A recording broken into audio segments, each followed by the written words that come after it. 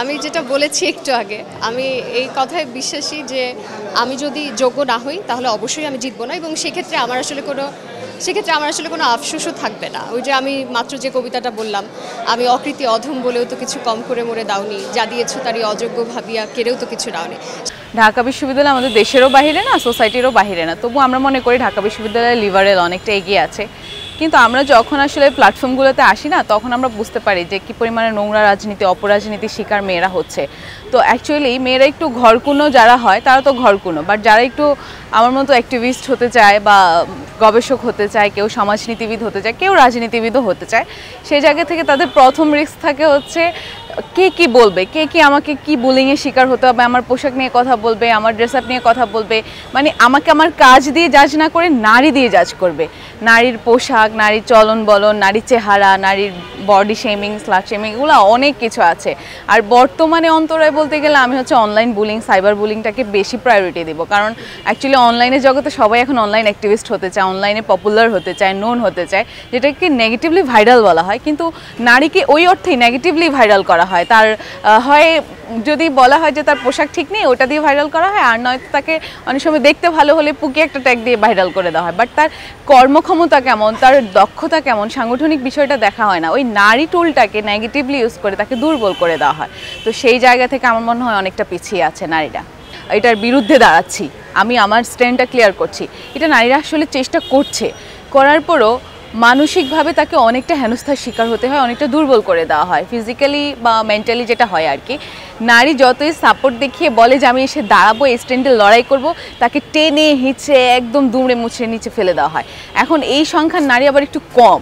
যদি এমন হতো যে 47% নারী একদম বিশাল অংশ এটার প্রতিবাদ নিয়ে দাঁড়িয়ে যাচ্ছে যে না আমরা এই ধরনের স্লাট শেমিং, আমরা এই অনলাইন বুলিংয়ের বিরুদ্ধে একদম দাঁড়াচ্ছি, ওই দাঁড়ালেও আবার ভাইরাল হওয়ার ভয়টা থাকে যে আমাকে নেগেটিভভাবে উপস্থাপন করা হবে, আমার ইজ্জত টানা ধরা হবে, আর আমার ফ্যামিলি থেকে পরে আমাকে একটা রেস্ট্রিকশন, ব্যারিয়ার দিয়ে দেবে, তুমি কেন গিয়েছো ক্যামেরার সামনে, তুমি বাসায় থাকো, পড়াশোনা করো, এটা চাকরি বাকরি ট্রাই করো। অ্যাকচুয়ালি মেয়েরা এখন হচ্ছে যেটা রিস্ক ফিল করতেছে, বিগ সাপোর্ট, রাষ্ট্রীয় যে সাপোর্টটা, যে রাষ্ট্র এই নিরাপত্তাটা দিবে যে আমার দেশের নাগরিক, নারীরাও আমার দেশের নাগরিক, নারীর মান সম্মান, ইজ্জত আবরুর এই সব কিছু দায়ভার আমি নিচ্ছি, কোনো জায়গায় কোনো ধরনের ছাড় দেওয়া হবে না।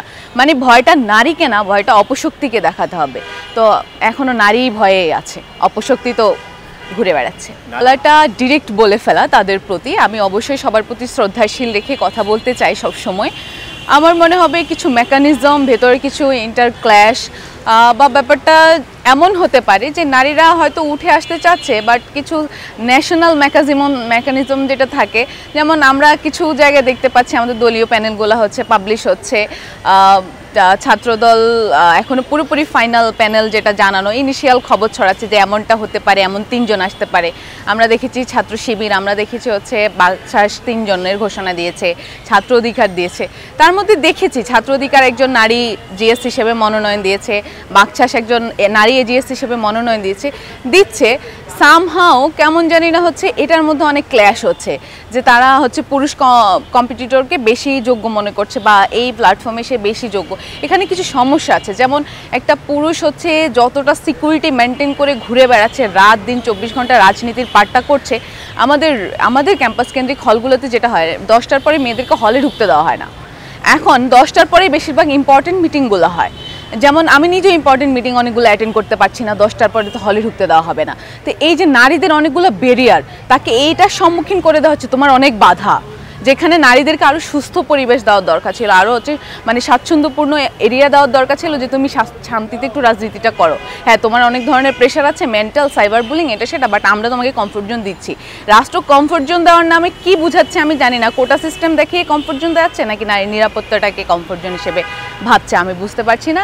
এই জায়গায় আমরাও কনফিউজড আছি। যে আমি যেটা বলেছি একটু আগে, আমি এই কথায় বিশ্বাসী যে আমি যদি যোগ্য না হই তাহলে অবশ্যই আমি জিতবো না, এবং সেক্ষেত্রে আমার আসলে কোনো আফসোসও থাকবে না। ওই যে আমি মাত্র যে কবিতাটা বললাম, আমি অকৃতি অধম বলেও তো কিছু কম করে মরে দাওনি, যা দিয়েছো তারই অযোগ্য ভাবিয়া কেড়েও তো কিছু দাওনি। সেক্ষেত্রে আমি ভাবি না যে এখান থেকে যদি আমি হারি তাহলে সেক্ষেত্রে আমার কাছ থেকে কিছু কেড়ে নেওয়া হচ্ছে। আমি যদি যোগ্য হই মানুষ আমাকে মনোনয়ন করবে, যদি না হই তাহলে করবে না। বিশেষত আমি যদি এই গণঅভ্যুত্থান পরবর্তী সময়ের কথা বলি, যে একটা সূক্ষ্মভাবে আমরা দেখতে পাচ্ছি যে খুব চিন্তা ভাবনা করে নারীদেরকে সাইডলাইন করে দেওয়ার একটা পায়তারা করা হচ্ছে। তো তো আমি সেখান থেকে চেষ্টা করব যে নারীদের কণ্ঠটা যাতে আমাদের সেই প্রয়োজনীয় অথরিটি বলুন, সরকার বলুন, তাদের কাছে যাতে আমাদের কণ্ঠটা পৌঁছতে পারে।